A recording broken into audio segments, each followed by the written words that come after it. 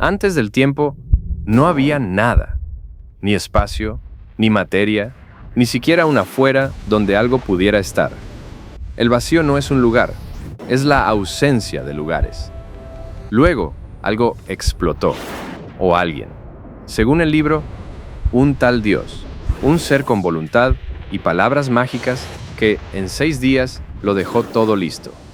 Esa es la versión corta, pero según la evidencia fue un poco más lento y menos mágico. Hubo millones de años de gravedad, fusión nuclear, enfriamiento cósmico y azar controlado. El universo no se apresura, no tiene prisa. El 99% de las especies que pisaron este planeta ya no existen. La extinción no es un castigo divino, es el precio de jugar el juego de la vida. No hay justicia, hay azar, hay meteoritos, hay cambios climáticos, hay volcanes y hay suerte. Pero algunos sobrevivieron. Bonito viaje, ¿eh? La historia del universo en segundos. El problema es que hay gente que cree que todo esto se hizo en una semana laboral. ¿Te preguntas qué hago aquí? Digamos que gracias a la genialidad de la humanidad y la tecnología, no a los dioses, el futuro es hoy. Pero hoy no hablamos del futuro. Hablamos del pasado, de mitología, de cuentos que pretenden ser verdad. Así que vamos a leer el Génesis con patas científicas. Día 1. Dios dijo, hágase la luz, y se hizo la luz. Fuente, clasificada. Sol, no. Eso es el día 4. Estrellas, tampoco. Pero ahí estaba la luz, muy contenta, separando día y noche. Imposible, dirá usted. Pues claro, pero no me crea a mí. Sigamos el viaje. Es 1980. ¿Quién no conoce a este hombre? Carl Sagan. Sus palabras son un puñetazo contra la ignorancia. Escribía ecuaciones en la pizarra. Y aunque yo, de joven, no las entendía del todo, sí entendía lo que sentía. Su forma de mirar las estrellas como si fueran viejas amigas, partes de él. Y en ese gesto veo algo que el Génesis no tiene. Asombro real. No miedo a la oscuridad. Asombro. Sagan sabía que la luz no se crea de la nada. La luz es la hija de las estrellas. Sin estrellas, no hay luz. Sin sol, no hay día. El Génesis lo puso al revés. Pero Sagan no lo dice con enojo. Lo dice con una calma que duele, porque es evidente. Y sin embargo, aquí estamos, miles de años después, todavía discutiendo si la luz necesita una fuente, porque los creacionistas así lo prefieren. Gracias, Carl. Poético y certero. Lástima que los que más necesitaban escucharte no lo hicieron. Pero sigamos, aún queda mucho por ver. Berna, 1905. Un empleado de una oficina de patentes. Un hombre con el pelo como si hubiera visto un fantasma. Está a punto de cambiar la física para siempre. Escribe ecuaciones en una pizarra pequeña. Habla solo, en voz baja. Ha descubierto que la luz viaja a velocidad constante, que el tiempo y el espacio son relativos, que la luz no necesita un Dios para existir, solo necesita leyes, leyes que él está descifrando. Einstein sabía que la luz no es mágica, viaja a 300.000 kilómetros por segundo y lo hace sin permiso de ningún Dios. El Génesis dice que la luz se creó antes del sol. Eso es como decir que un río existe antes que su fuente.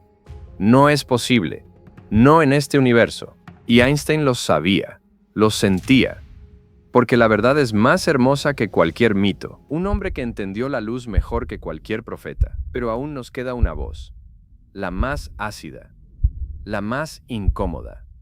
Sils Maria, 1883. Un hombre con un gran bigote y cara de pocos amigos escribe en un cuaderno. Afuera truena, adentro también. Nietzsche no cree en Dios. Tampoco cree en la ciencia como salvación. Cree en la voluntad. Y mientras escribe, sé lo que está pensando, porque lo he leído. ¿Crear la luz?, se pregunta. ¿Separar día y noche sin un sol? Eso no es milagro, es antropomorfismo ridículo. Nietzsche sabía que la luz no es un regalo divino. Es una interpretación de los seres vivos, sin un ojo que la perciba, sin una estrella que la emita. La palabra luz es una palabra vacía. El Génesis no es sagrado. Es un cuento para niños asustados por la oscuridad. Y él no tiene miedo. En su mirada no hay miedo, hay desprecio. Porque la mentira le ofende más que la oscuridad. Día 1. La luz no pudo existir sin el sol. La ciencia lo dice. La filosofía lo remata. El Génesis empezó mal.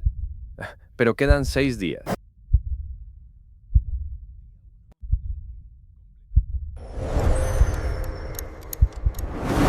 Día 2. Dios dijo, hágase un firmamento que separe las aguas de abajo de las aguas de arriba. Y lo llamó cielos. O sea, un techo sólido, con agua arriba, como una pecera gigante al revés. No es broma. Así lo creían los antiguos. El cielo era una cúpula, y arriba había un océano. Lluvia. Esa era la llave del baño celestial. El problema es que hemos enviado cohetes, satélites y hasta un tipo con un Tesla al espacio. ¿Y adivina qué? No encontramos ni un solo azulejo del firmamento, ni goteras del océano superior. Bueno, pero esa historia completa se queda para otro video. Por hoy, solo quería darles un adelanto. Espero que les haya gustado. Y recuerden, la mitología es solo eso. Mitología está hecha para enseñarnos ciertos aspectos de la vida, pero no es una verdad absoluta. ¿Te gustó este video? Si eres nuevo, suscríbete y comenta. Leerlos es un lujo que valoro y aprecio mucho. Mi nombre es Francisco Miranda y les recuerdo que ustedes son la firmeza que mueve este pequeño canal.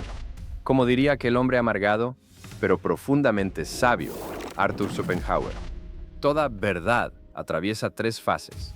Primero, es ridiculizada. Segundo, recibe violenta oposición. Tercero, es aceptada como algo evidente.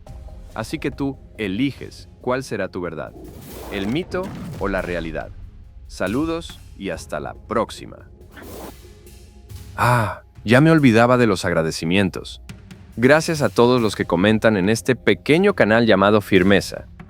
Lamento solo poder mostrar a algunos de ustedes, pero mi más grande agradecimiento va para esta comunidad.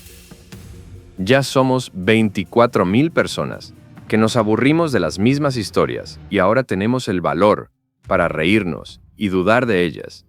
De nuevo, muchas gracias. Y ahora sí, me despido. Hasta la próxima. Saludos.